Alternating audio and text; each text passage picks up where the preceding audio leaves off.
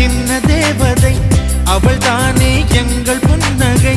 நாள்தோறும் இங்கு பண்டிகை, நம் வானில் வான வேடிக்கை. இதுபோல சொந்தம் தந்ததா இறைவா வான